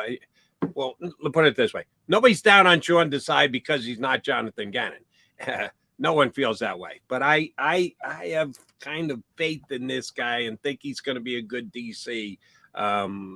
Not because I'm a Gannon hater, because I'm not. I'm different than everybody else on this one. He will be judged by how the safeties play this year. I do believe that because it is a questionable position, even though you and I both like Blankenship. He is a first-year full-time starter, and then we got no idea what he's going to do with the other 3 safeties, how he's going to deploy them. I think that is the position he will be most judged by. How about you? I think, safety just edges out linebacker for me. I think safety just edges out linebacker barely. But the thing that's going to be interesting here is the bottom line is your safeties haven't played together. That's the bottom line. Whether it's any of the 3 and Reed Blankenship, they have not played together. Now, I know that they've practiced together. I know that they've been in the meeting rooms together. I know that they've probably sat next to each other in the cafeteria, but they haven't been on the football field playing an NFL game together. So what bothers me is the communication, because that's really what you're going to have to try to break through. And Sean Desai is going to have to do that, not only with his safety position, but also a guy that only had 34 snaps. He's your middle linebacker last season. Now he's going to be calling those plays again. So the communication on defense. Oh, and on top of that, you have a new defensive coordinator. So I am very curious to see how that all works out on game day. I know we had a little sample size with it offensively between Brian Johnson just trying to call plays. So cool. That's good. But as far as trying to get the plays into this safety, this core safety group, your middle linebacker now is doing it for the first time. That all hasn't been on the same page yet other than practice. And I know that's not a crazy thing to overcome, but it is something, it's at least a box I'd like to check off before the actual season has started, and the Eagles aren't going to get that opportunity. So that is a concern when I look at the safety position that hasn't played together. And then I also take it a step further and go, okay, hold on a second. If they're having that communication issue, now they have a new guy as the general of the defense, is Nakobe Dean, and that communication hasn't been established yet either. That does give me a little cause for concern. And it's all going to come down to how Sean Desai has prepared the guys to get ready for that moment when it matters most. The reason why I have a little bit more concern about the safeties and the linebackers is the fact that I'm just that big a Nakobe Dean fan. I think he's going to step in. I think he'll be as good as Edwards was, and Edwards was damn good, by the way. So I think he'll be the captain of the defense, and he'll hold up his end of the bargain. I don't have as much confidence, including Reed Blankenship, in any of the safeties. I don't know that any of them will be as good as Nakobe Dean. And here's where I think Sean Desai may throw everybody a curve, and I'd be very interested to see it if he chooses it. Do you use that other safety position as a rotational position? That you have guys coming in and out depending on matchup, down in distance? Because last year, when CJGJ was healthy, he played every snap. Epsy played every snap. When CJG went out, Reed Blankenship came in and played every snap. They did not have it as a situational substitution position at all. Most teams in the NFL do not use situational substitutions at the safety position. Could Sean Desai be a little bit of a groundbreaker there and rotate Evans and Edmonds and Brown depending on the situation? Yeah, I don't know. Groundbreaker sounds way too complimentary. I think that might be the situation the Out Eagles of necessity is what you're saying, Yes, Farzi? yes. Look, I watched CJ GJ last night, and I know he said terrible things about Philadelphia. He called us bad names, whatever. I don't care. The guy can play football. He had a nose for being around the football, and I love that he went over to the sideline and he was talking jive to Andy Reid there on the sideline. I thought that was great. But the Eagles are going to miss that. I don't think they have a guy in this unit right now that can do that right now. Maybe Sidney Brown can do it by week 7. I think he's got the greatest chance of doing it, of being your every down safety, more or less. But I do think they're going to mix it up. I think you're going to see Justin Evans come down and play the box. I remember talking to you guys before about Justin Evans coming here, and they want that versatility. They want a guy that's not afraid to go up and play in the box. They want a guy that's not afraid to drop back, obviously, in coverage either. And they have 2 guys that can do that kind of in Edmonds and Justin Evans. But I think ultimately they're just trying to prep that position and have it be ready to be taken over by Sidney Brown, hopefully at the latest by midway through the season. But to answer your question, yes, you're going to see a rotation. You're going to see whatever the game is dictating. The way the game is going will dictate, or what the offense is doing, it will dictate who Sean Desai has there at the opposite safety position to Reed Blankenship. Can I ask? I want to ask this question to you as a fellow Nakobe Dean fan. Okay, you and I have expressed our confidence in Nakobe Dean. Mm-hmm. I am very much looking for. There's not too many matchups that I would like to see week 1, more so than this Patriots-Eagles matchup in week 1, solely because of the test of the linebacker. Bill O'Brien is not an idiot. Bill O'Brien's had a fine career for himself, even becoming a head coach for 6+ seasons with the Texans, won a couple playoff games down there, obviously has experience at the college level, as we all know. But the Patriots last year were, like, for as well-coached a team as they're supposed to be under Bill Belichick, how moronic was it to really not have an offensive coordinator last year? And then you saw the hit it made to Mac Jones's season and the hit it took to the Patriots offense. They scored 17 fewer offensive touchdowns last year than they did the previous season. That's a horrific drop. But now you have Bill O'Brien calling plays. So if you're Bill O'Brien and you're at least of sound mind as an offensive mind in the NFL, right? You're going to probably be running quite a bit to start out the game. You're going to want to test the linebackers. Stevenson's going to be running the football a lot. And then you're going to see if you can get Nakobe Dean to over-pursue. You're going to see if you can get Hunter Henry open in the flat. You're going to see if you get Hunter Henry open downfield, if he's going to be matched up on Zach Cunningham or Christian Ellis. And you're going to be setting up that play action as the game goes on. So if you have big questions about the linebacker position, and I still have questions. I got confidence, but I still got questions as to whether or not they can actually do it. To use your words, Jody, you actually got to see it. I'm curious to see how they're going to just try to get over something simple, something they've seen before, but just haven't seen it from Bill O'Brien yet. How they're going to get past play action, how they're going to cover the tight end, and how they're going to stop the run when it comes to the linebacker attempting to stop the run when it comes to what Stevenson could do. So I look at this matchup as a good first test. Even though Bill O'Brien will be an upgrade from what they did last year, that was just hubris on the part of Belichick. I'm Bill Belichick.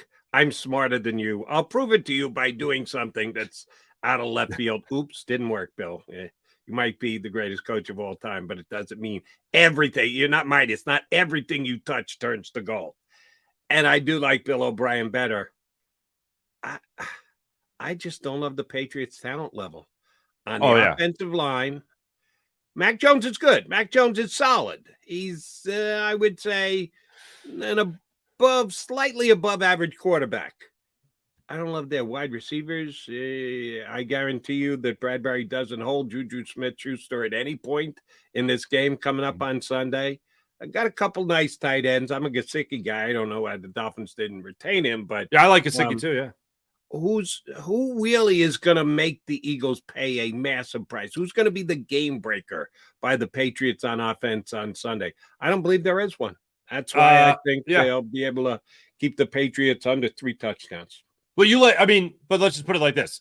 Yes, I have the Eagles winning this game, but the matchup, if you're going to exploit something, you're going to use Stevenson. You're going to try to beat the linebacking core. You're going to use Hunter. You're going to try to beat Cunningham and Ellis. You want to test that matchup right out of the gate, don't you? I think if you're Bill O'Brien and you're sitting in the meeting room and you're like, okay, What can I look at here? All right, well, I got to test the Kobe Dean, see what he's got. All right, fine. We're going to run the football a little bit, set up play action. And then we're also going to have Hunter Henry run around and see if he can be able to beat these tight ends. They're going to be, or excuse me, beat these linebackers. They're going to have him in coverage. Like, those are the two things that I look at where it'll raise my eyebrows if the Eagles get beat in that situation in those matchups, but they're not going to get beat in the game overall. That's the only thing I'm saying. Mark Farzetta in for John McMullen for hour number 2 here on Birds 365. We got to get Farzy on the record. John and I went through our playoff teams in hour number 1. My Super Bowl, Eagles, Jets, all green Super Bowl. McMullen's got Bengals, 49ers. Wah, wah. So we'll get Farzetta on the record where he thinks Eagles' record's going to be, who's going to be coming out in the playoffs. We'll come right back here on Birds 365.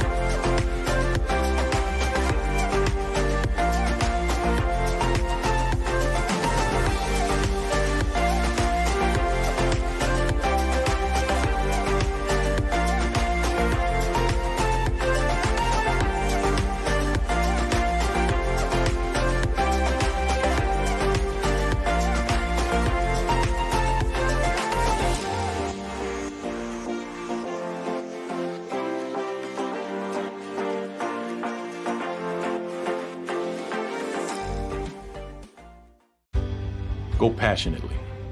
Go fearlessly. Go confidently. Go Birds! Go confidently towards your goals with First Trust, Philly's hometown bank for nearly 90 years, and the official bank of the Philadelphia Eagles. We're focused on getting you over the goal line. So go with conviction, go with trust, Go Birds! and go forward with us by your side. First Trust Bank, the official bank of Philadelphia dreams. Oh, and go Birds.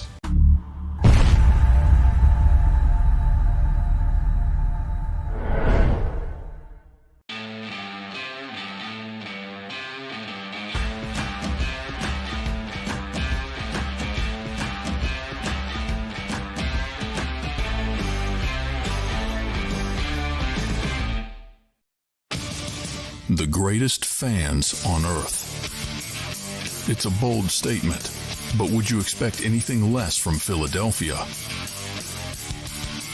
58 years of heartache creates a toughness, a grit, a resolve not found in most.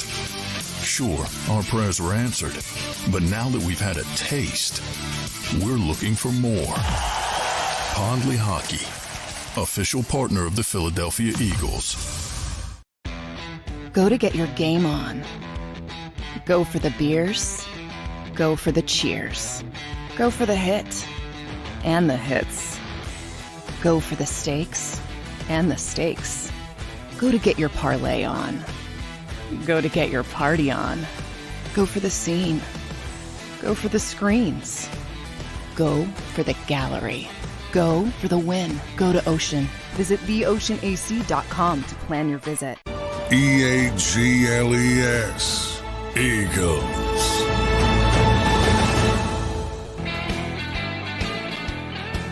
Mark Farzetta sitting in for John McMullen here on Birds 365.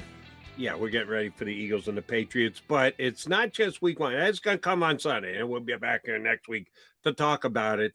If the Eagles win, that's great. If the Eagles lose, we'll figure out why. But then they're going to play 16 more games and hopefully into the postseason and hopefully victorious in the postseason and get to a game come mid-February.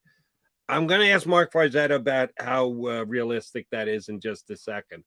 But I want to get your take on a particular player on the opposition on Sunday because we got 2 varying degrees from our guests, the 2 separate guests this week on how viable a player he's going to be on Sunday. And I referred to Ezekiel Elliott of the New England Patriots, who we've known forever as Ezekiel Elliott of the stinking Dallas Cowboys. Cowboys cut him, let him walk away, held out for a while to get a specific level of payday. The Patriots finally got to his number at $6 million, which some people think, what happened to the devalued running back position? If Zeke's still worth $6 million, well, Zeke at the top of his game is worth more than $6 million. He's not at the top of his game anymore. And we're seeing the wear on the tread on the tires. I get that. But two separate guests that we had this week. Jeff Kerr came on and called Ezekiel Elliott the worst back in the National Football League. I was a little surprised by that. And we had Adam Kaufman on from WBZ up in Boston, who said he thought Ezekiel Elliott could be a James White type back for the Patriots. You remember James White? He was one of Brady's favorites. Yeah, of course. Backfield, catching passes. One of the best receiving backs in a National Football League. I think they're both nuts. I don't think Ezekiel Elliott's the worst back in the National Football League. It's Kurt told him. And Adam, I'm sorry. Zeke just isn't the guy you want to throw the ball out of the backfield to anymore. When he first came into the league, a young kid coming out of Ohio State, 60, 70 grabs, over 500 yards. It's been a while since he's had any kind of season like that. Now, the last couple of years in Dallas, if they're going to throw the ball to a back out of the backfield, they were going to do it to Pollard because he was more explosive. So that number got cut down pretty precipitously, and I would understand why. Just because they're going to think about using him more than Ramondre Stevenson out of the backfield, that means he's going to be really good at it and make people forget James White. I don't believe that for a millisecond. So my question to you, Mark Farzetta, is what's Ezekiel Elliott going to do against the Eagles on Sunday? Nothing much. I mean, let me just address the takes for a second. Were they trying to take one another? Absolutely not. Neither of them were being 100% honest. Okay. I just think they were being 100% foolish. Foolish, both of you. Shame. And I said as much to both of them when we had them on the air. I don't. How many 28-year-old running backs in the NFL do you go, oh, damn, I don't want to face that guy? You know what I mean? Like, and that's what Ezekiel Elliott is now. And he literally lost his job to Tony Pollard. Credit to him for getting $6 million. The fact that Saquon has $10 million and Ezekiel has $6 million just does not seem like a fair, competitive, balanced market, but whatever. I don't fear Ezekiel. I don't think about Ezekiel. It's one of my favorite GIFs or memes that gets put out there on social media all the time with Don Draper and Mad Men and the guy walking on the elevator saying to Don Draper, I feel bad for you. And Don Draper looks at him and goes, I don't think about you. I don't think about Ezekiel Elliott anymore. Okay. And I haven't, even dating back to the last couple of years here that he was with the Cowboys. He just hasn't been a big factor. He has been, if there's a poster child, although he just made $6 million at 28 years old, good for him. But if there was a poster child for like, maybe you don't want to pay a running back, it's Ezekiel Elliott. Look at it. You got Tony Pollard not only getting paid, you got Tony Pollard making a Pro Bowl over Ezekiel Elliott. And that's why he's not even in Dallas anymore. So when I look at this particular game, nothing sets in with me with the Bill Belichick rotation of running backs where everybody seems to get the last drops out of the Bill Belichick is able to get the last drops out of running backs. I don't think that happens with Ezekiel Elliott. I think Stevenson is a guy that will be their number one guy without question. He'll get catches. He'll run between the tackles. He'll bounce it outside. Ezekiel Elliott is just there to get a couple carries. I look at Ezekiel Elliott like in this Eagles running back room. Who's he getting touches over? Maybe Boston Scott? Maybe, but probably not. I mean, he is so far down the list. The Giants, you know, it's Boston Scott. Oh, if you're playing the Giants, exactly. I might take him over Boston Scott, yes. Yeah, but I don't. Why would I think? I know they got what, 2 running backs on the roster right now. He's one guy that I don't even think that Bill Belichick or Bill O'Brien can squeeze any positive drops out of him or whatever he has left in the tank. All right, I will try and top both Jeff Kerr and Adam Kaufman with a hot take here. Oh, okay. The only running back that will score a touchdown in Sunday's game will be Ezekiel Elliott. Oh, listen to you. That Jalen Hurts will either throw 2 and run 1, throw 1 and run 2 himself.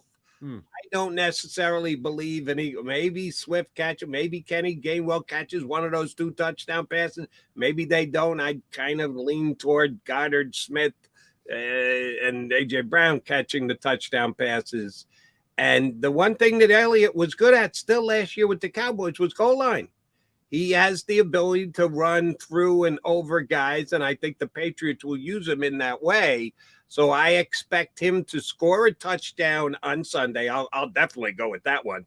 Not even a hot take. I think Ezekiel Elliott will get a touchdown on Sunday, and he might be the only running back touchdown scorer, because I don't think that's how the Eagles are going to score on Sunday. I get my score, by the way, and I'll get yours from you in a second at 20. I think it'll be an Eagle victory, getting a cover, and the over is about 45.5. So I think it's going to be an over too. I think Eagles win, cover, and the game goes over. And as I said to Mac, they averaged 29.1 points per game last year. I'm rounding up. That's why I'm giving them 30. Eagles 30, Patriots 20. And one of those will be an Ezekiel Elliott touchdown, because that's why I was taken aback by both of the guys. One made too much of him. One just stone cold buried him. I think he's still viable, and I wouldn't be surprised if he scored a touchdown against them. All right, so you need to get on the record. Eagles, you said your score is similar to John McMullen, not exactly the same. Eagles, Patriots, Sunday. What do you got, Fars? I got the Eagles winning this game 27-21. That's my final score for this one. They cover. You feel comfortable about it. There's a little leakage in the fourth quarter there. You feel more confident in the win going into the fourth quarter than you do by the end of it. Let's just say that they come back. It's one of those games where it's the score. It doesn't seem as close as the score indicates, but I think final score is 27-21. The Eagles win this one. And do we have time? Can I throw you one scenario? I want to ask you this question. I don't think we've talked about this yet. But you brought up Jalen Hurts and rushing for a touchdown, running a touchdown. Am I crazy, Jody, for this particular very specific thing? So the idea of Jalen Hurts running less has obviously been discussed throughout the offseason. I'm fine with when he runs. It's the called tush pushes that, especially at the goal line, that sometimes get me, okay? And here's what I mean by that. Eagles get in a goal line scenario, it's first and goal from the half-yard line, whatever. A lot of times it feels like the Eagles would just go right to the tush push and get the touchdown, or come up short because they know what's coming and they actually stop it. Very rarely do they ever stop it. But am I crazy just to make one? I feel it's a small request. On that first play at the goal line, is it crazy to just maybe hand the ball to Rashad Penny or Kenny Gainwell or DeAndre Swift, as opposed to have the first thing with your quarterback going head first to the pile? Is that crazy? Is that too cautious? Or is that something that just totally makes sense? No, I got no problem with them just letting Jalen do it. He's that good.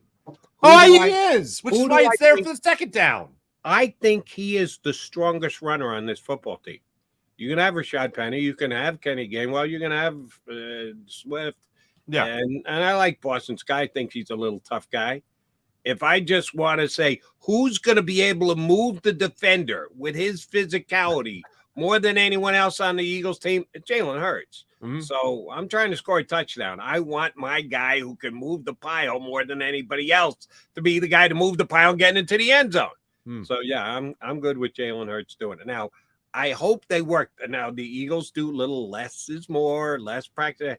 Hopefully he and Dallas Goedert or whoever else they're going to use for the pushing aspect behind him are on the same page. The last thing I want to see is Hurts friendly fire. Hurts get hurt from behind by the guy that's pushing him into the end zone. Johnny Mac and I talked about this extensively, and we're on the exact same page. The whole, should the tush push be banned? It's an aesthetically ugly play. It's more rugby than football, all that stuff. And people defending it because it's that good here in Philadelphia. The Eagles make it work more than anybody else. John and I both agree. If they had banned it, it would have benefited the Philadelphia Eagles because Hurts can do it by himself. He doesn't need the push aspect of the tush push. He get it done by himself. Other teams who will now copy the Eagles might need it more and might benefit from it more. So if they had banned it, I think it would have actually been good. John and I both would have been good for the Eagles. They didn't, which means it's going to be Goddard pushing them. Just please, Dallas, make sure you don't hurt. I'm very little worried about this. I think Goddard knows he's his meal ticket too. He's going to want to keep him on the field. He's going to make sure that he does it perfectly and helps him get into the end zone without putting him at a physical risk.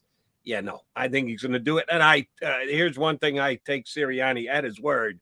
When Jalen got the big contract, first time the coach talked there after, he said, well, you're going to run Jalen less now because you're guaranteeing X amount. He said, why would I take his superpower away? Right. I believe that 100%. There's no way they're going to cut back. If they cut back on his rushing attempts this year, it'll be happenstance more than a plan to do it, and we must protect him. No, they want him to continue to be the offensive player that he is. All right, so you got the Eagles winning week 1. How many times you got them winning out of 17 games, Farzetta? Last time I went through the schedule, right? Last time I looked at this, I think I had the Eagles around 12 wins, and I'm still right there. Here's what we do. Let me interrupt you. Yeah. Do this all the time. Been doing it on radio for 30 plus years. If 12 is your number, I'm telling you it can't be 12. You either have to go up to 13 or back to 11. Which way you moving off the not happening 12 wins of the Eagles? I'm moving up. I will put it at least 12, but they're winning 13, baby. I think they're winning 13. Yeah, see, you and I are on the exact same page. I said 12, but if you got to move it, I would move it up, which makes it a strong 12. I'm at a strong 12. I love that. You're at a strong 12. It is a strong 12 and a weak 12. I'm at 12, but you think it's not going 12. It's got to go back. It's 11. You're either a strong or a weak 12. Both are a strong 12. That's good. Yeah. Is that enough to win the NFC East? Yes, it's enough to win the NFC East, especially because I think they're going to have the divisional. They're going to have the divisional edge over the Giants. I think they split with the Cowboys, but I think they beat the Giants and the Commanders twice. I hate saying anything about splitting with the Cowboys because that means you lose to the Cowboys at some point. But I think it will be enough to win the NFC East, and I will sit on that. Let's call it a cocky 12. They're definitely going to get 13. They owe the Commanders, who beat them in their own house last year. Oh boy, do they! Yeah, so I'm with you on them beating them twice. Is 12-5 enough with tiebreakers potentially being taken into consideration? Is that going to be enough to have home field advantage throughout the playoffs?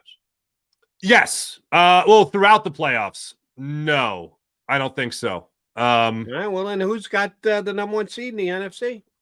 I think it will be San Francisco. I hate to go with it, but I think it is going to be San Francisco. Going to win that game here in December. No, they're not going to win that game in December. That game is there for the Eagles to cause controversy for the rest of the nation that are going to be favoring and just slobbering all over the 49ers this season. So that game, 1,000 billion%, the Eagles are going to take home. Wait. You're putting forth slobbering. False narrative. What? Who's slobbering over Bryce Purdy? I'm saying by that time. Who is slobbering over Bryce Purdy? Wait, hold on. Maybe I got my Max confused here. Is it you or is it John McMullen? Besides me, who is slobbering over Brock Purdy? It's not him. It's slobbering over the Kyle Shanahan character. It's slobbering over Christian McCaffrey. It's slobbering over that defense. Everything. Slobbering is only dictated when but they love the Cinderella. You're acknowledging as a player, which Cinderella I sure story. still am. You're right. I'm a Brock Purdy guy. Very few others are. Yes. I don't see the slobbering. They're simply slobbering. Well, here's what it comes down to. Okay, are you either the Cowboys camp cancels each other out? So then it becomes the Eagles or the 49er camp. And who are you going to pick if you're the nation? You're not picking the Eagles because God forbid you say something nice about Philadelphia. So you're going to talk about the poor little 49ers and how they had 17 quarterbacks injured last year. And they had to go to the Sisters of the Poor to play quarterbacks. That Mark Krause is painting that they never get any national respect from the media. I don't know. Yeah, that's right. I don't know if you heard about this. People don't like defending NFC champions. They're getting plenty of respect. Oh, and the nation is rooting for their dethrone. We shall see. I think the championship game will be here in Philadelphia because the Eagles will win that regular season game. I think that the 49ers and Eagles will finish with the same 12-5 record, but the Eagles will have the game here in Philadelphia because they win that December game. And it won't be because Brock Purdy goes 12 of 28 with 2 picks. It'll be because Jalen Hurts goes nuts against that San Francisco defense. All right, McDonald and Farzetta. Mac and Mark coming back to put a bow on the show here on Birds 365.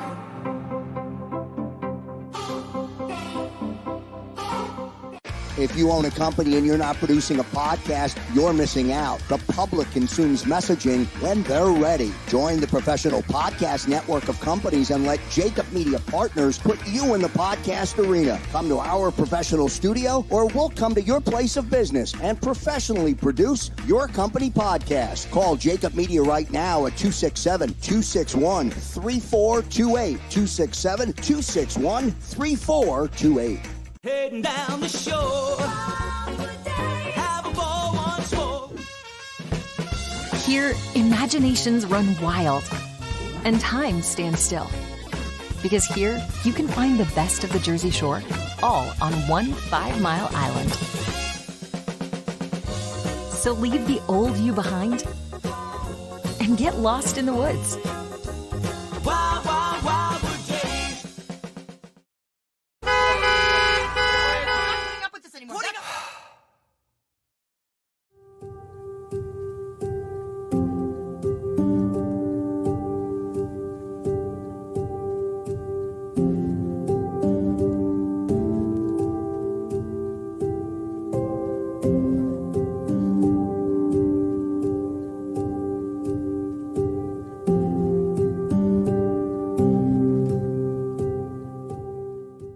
Score and save in southeastern PA and Delaware with Colony Pools this football season, and let the experts close your pool with a custom Merlin safety cover in green for the birds. And if you join our Winter Watch team, we'll give you another 20% off, and Colony Pools will handle it all. Keep your tiles on your pool, not in your pool. Fly with Colony right now, Birds fans. Visit flywithcolony.com.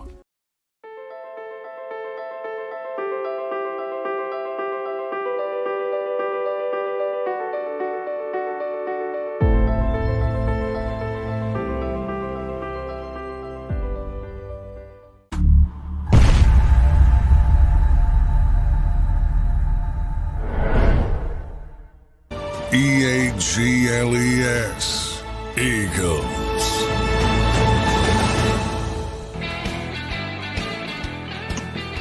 You got Mark Farzetta in for Johnny Mac here on Birds 365. Last couple of minutes before we put a wrap on the week and get ready for the Eagles and the Patriots come Sunday. One quickie here before we wrap this bad boy up. The Yellow Ranger on our comment section here on the stream.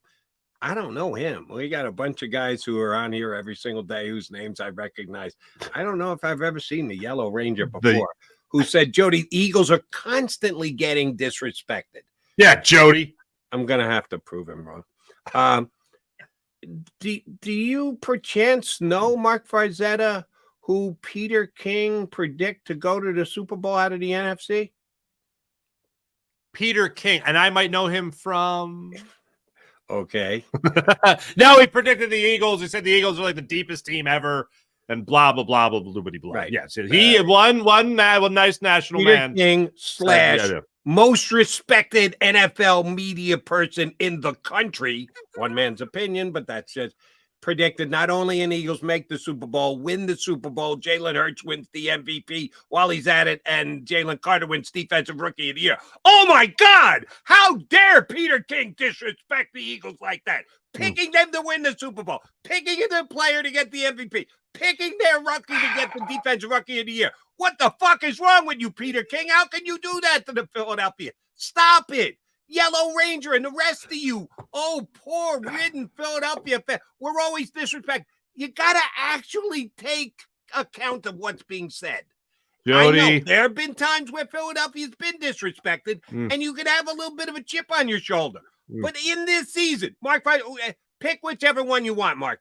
CBS, ESPN, Yahoo, whoever you want. Go look up where they're power ranked. And then look up where they're power ranked next week. Oh, by the way, they're second in almost every power ranking behind only the Kansas City Chiefs, who, oh, by the way, lost last night and are going to fall a little bit. So when next week, after the Eagles beat the Patriots by double digits this week, where do you think they're going to be ranked on most of the nationally accredited sites and power rankings? Jody, I don't know if you read ballsacksports.com, but they said the Eagles are going to suck this year. I don't know. I don't even know if they write football. I just heard the name before. But Yellow Ranger, first off, great name. Second, Jody, I think what it comes down to more is that when we watch these games this season and we hear the national announcers talking about the teams, it's not going to be about the preseason rankings that already have gone out the window because the season started. It's going to be about what story they want to fall in love with. And the story they're going to want to fall in love with above anybody else, unfortunately, is going to be the San Francisco 49ers. So I think what I'm doing, what Yellow Ranger is doing, it's a preemptive strike against the national criticism we know we're going to get during the course of the season. That's what it comes down to. But and I don't believe Peter King. I don't believe you're going to go there. You got to have some reasoning behind it. Well, the reason behind it. Why do you think that the national media will bend over backwards and or be inaccurate or make stuff up? Oh, no, it's not. I'm not saying make. No. It's not going to be making anything up, and it's all going to be what they're actually watching, and nothing of it's going to be made up. But when it comes to favoritism, I think the national people are going to be looking at the San Francisco Niners as the much better story because look, it's a lot of the things that we even love in Philadelphia. There's an underdog story there. There's an underdog element when it comes to the quarterback, and let's not make any bones about it. They have Jalen Hurts got too good for his own good. Is that what you're telling us? Because he was the number 2 quarterback. He's not an underdog story anymore. A second-round draft pick? Not even close. Not anymore. Absolutely not. He's been to a Super Bowl already. He already beat that San Francisco 49ers team, and he has already cashed in as one of the highest paid quarterbacks in the NFL. So, no, not a chance. But the Brock Purdy story is beautiful. The story just about that defense, what that defense is going to be able to do is going to be an incredible thing. The money that has gone into Nick Bosa is an incredible thing. And then you also look at everybody's favorite in Christian McCaffrey running out of the backfield, catching passes, and being an anchor for that offense. I think the national media will flood to that when the season starts because they are not, to your point, Jody, they are not expected to be as good as the Eagles right now. But when the season starts, they start winning and they start bringing in that national audience. That's where the storyline will go. And here's where I'll go with you on the factual idea. I've been in those meetings. I've been on that truck. I've been with people that root for that underdog story. The Eagles are no longer the underdog story. The Cowboys won't even be the underdog story. The next best thing will be what the San Francisco 49ers bring. The only team that could really compete against it, the only team, nationally speaking, is the Seattle Seahawks. It's the only team that could embrace that storyline. That's what the national people all root for. That's why a lot of people right now in the early season goings aren't just looking at the Eagles. They're looking at the San Francisco 49ers to make a bigger splash and be a better story than the Eagles. Why do you think the Seahawks would be a good underdog story? Because they still like Geno Smith from last year. I don't believe, I've told you before, I think what they have brought in the offseason is a great story. And I just happen to also know that the national people love that stadium. That stadium is its own character in a sitcom. National people, if they're determining what they should be saying by the fact that they're in a fun stadium, I hope that, and you're right. You were in the truck. You were there. You were with them. I hope they're better than that. That this is a fifth option. Be dictated by how loud the environment that you're in is. That's pretty damn weak if that's the case. It's a good character on a sitcom, Jody. You got to think of it like that. You're watching a television production. The NFL is a reality show, not a sitcom. But we'll leave it at that. Mark Farzetta, we appreciate it whenever you jump in. Did an outstanding job today. Thanks, brother. Always great, my friend. Thanks so much, Jody. And thanks everybody in the chat, especially the Yellow Ranger. Yellow Ranger's an idiot. But you got upcoming Philadelphia Phillies post stuff. I literally missed it last night with the off day. I missed the Phillies. We're back at it tonight. 7:05 start time for the game. I'll be on the Fightin's post game show right here on the JAKIB Media YouTube channel, following the game, reacting to hopefully what will be a series game 1 win over the Miami Marlins tonight. That would be here tonight on the JAKIB Media YouTube channel. All right. Come Monday, I'm going to be here. I know that for a fact. Will McMullen be here? We got no bloody idea. His travel plans are still very much up in the air. Could Farzetta be back with me? Oh, yeah, that's a distinct possibility. So here's what you're going to have to do. Chill for the next couple of days. Enjoy the birds on Sunday. We'll be back here probably talking about a win on Monday. Who is we? We don't know yet. You're going to have to tune in and find out on Monday. Mac will be back, that's for sure. Who will be with me? Find out on Monday, which is 2 days from now. You've been listening to Birds 365, the destination for the passionate Eagles football fan who bleeds green. If it's Eagles football, we're talking about it. Debate inside the locker room and guests that are some of the greatest football minds from around the region. We hope you enjoyed the show. We know we had a blast. Make sure to like, comment, and subscribe, and we'll be back soon. But in the meantime, hook up with us on social media at JAKIB Sports. See you next time on Birds 365.